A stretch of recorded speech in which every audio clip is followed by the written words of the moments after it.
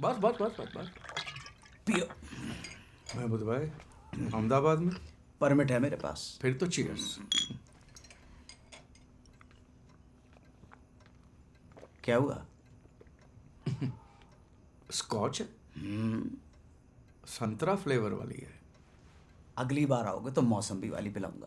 पुणे में bomb blast. आज शाम 6:30 बजे पुणे के विश्रांतवाड़ी इलाके में इंदु, जबरदस्त बॉम्ब मुझे- ब्लास्ट આ की લોકો खबर आई પણ है। હદ કરે रात છે। एक मोटरसाइकिल क्या में हुआ? रखे गए आईईडी जुओ ने किया गया। पता नहीं क्या चाहिए इन मुस्लिम लोगों को। हर गलत काम के पीछे इन्हीं लोगों का हाथ होता है। और पुलिस स्टेशन में भी 10 में से 8 इनकी फोटो होती है। अभी तक किसी 10 में से संस्थान 8 या क्यों? व्यक्ति ने इस 10 में से 10 उनकी होती है। नहीं ली है। बात करते विपक्ष के नेता सुबोध कुलकर्णी का ये मानना है कि इसके पीछे जरूर किसी मुस्लिम गिरोह का हाथ है।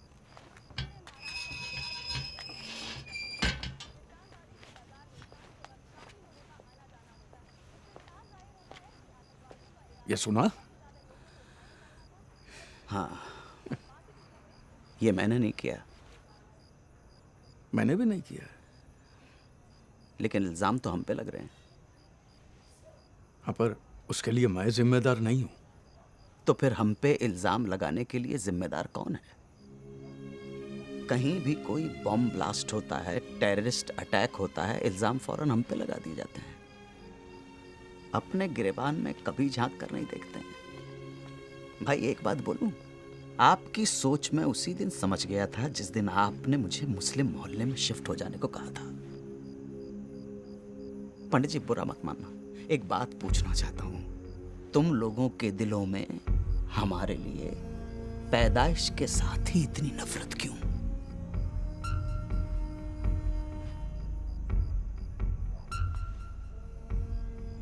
महमूद भाई, मैं भी मुसलमान ही हूं।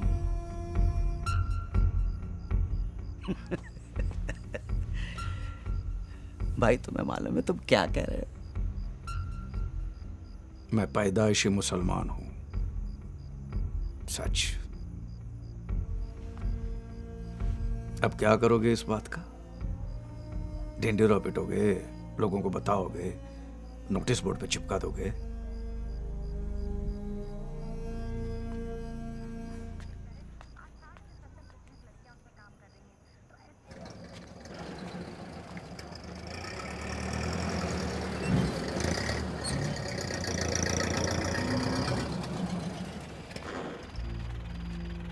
बैठो। क्यों?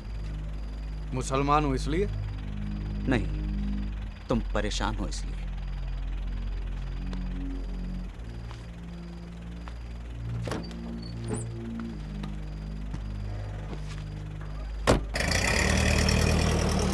बोलो, क्या माजरा है?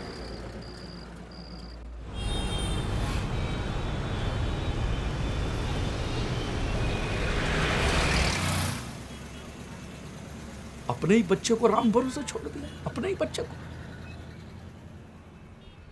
जिम्मेदारी उठानी ही नहीं तो फिर आपने पैदा ही क्यों किया?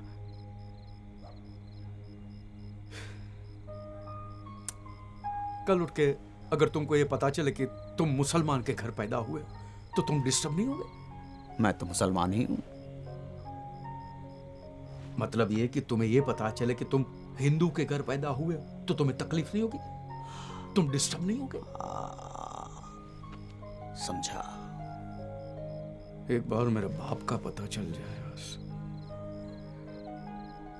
क्या नाम है तुम्हारे बायोलॉजिकल फादर का? मीर शौकत अली।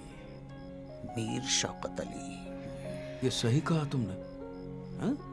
बायोलॉजिकल फादर बराबर है। बाप तो ही नहीं, पैदा करके छोड़ के चला गया। बाप का है का? बायोलॉजिकल फादर बराबर है। कल शाम तक हो जाएगा ना काम? पता चलेगा ना? हाँ, I'll try my level best. कोशिश करूंगा।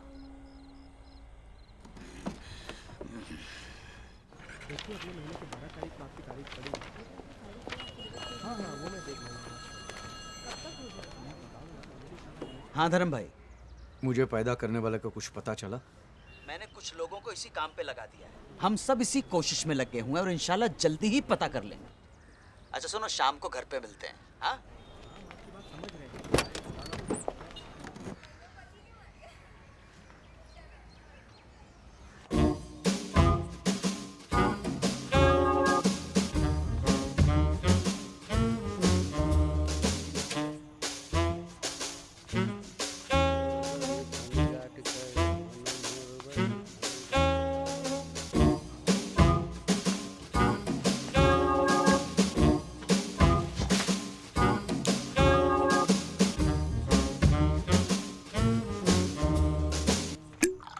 बस बस बस बस बस। पियो। महमूद भाई अहमदाबाद में परमिट है मेरे पास। फिर तो चीयर्स। क्या हुआ? स्कॉच है, संतरा फ्लेवर वाली है। अगली बार आओगे तो मौसम्बी वाली पिलाऊंगा। क्या हुआ फिर पता चला? तुम्हारे मुस्लिम फादर का। फादर नहीं, biological father. Okay okay, cool down. मैं तुम्हें स्टोरी सुनाता हूँ। देखो धर्म भाई, जैसा तुम समझते हो तुम्हारे वालिद वैसे हैं नहीं। मतलब? हमारे एक दोस्त हैं डॉक्टर फारूक, इत्तेफाकन वो तुम्हारे अब्बा को जानते हैं। वो बता रहे थे कि तुम्हारे अब्बा को 2-3 बार उनके क्लिनिक में एडमिट किया गया था। और बकौल डॉक्टर फारूक, तुम्हारे अब्बा बड़े नेक इंसान हैं यार। जब तुम गोद में ही थे तब तुम्हारी अम्मी का इंतकाल हो गया। उन दिनों तुम्हारे अब्बा के घर में बहुत गुर्बत थी। बाद में उन्हें कुवैत में ड्राइवर की नौकरी मिल गई, इसलिए उनका जाना लाजमी हो गया। मजबूरी में दिल पे पत्थर रखकर तुम्हें एक रिश्तेदार को सौंपकर वो कुवैत चले गए। किसी की अमानत ये बच्चा बोझ बन गया उसके लिए। तब उस रिश्तेदार ने उस बच्चे को, यानी तुम्हें, यतीम खाने के हवाले कर दिया। 4 साल बाद जब तुम्हारे अब्बा कुवैत से वापस आए तब उन्हें इन सारी बातों की खबर हुई। उनके दिल पर जो गुजरी वो तो अल्लाह जाने। तुम्हारी तलाश में यतीम खाने भी गए, मगर तब तक त्रिवेदी साहब तुम्हें गोद ले चुके थे। यतीम खाने वालों ने उनको गोद लेने वाले का नाम तक नहीं बताया। बहुत सदमा पहुंचा उन्हें। इसी गम में तुम्हारे अब्बा ने दोबारा शादी तक नहीं की।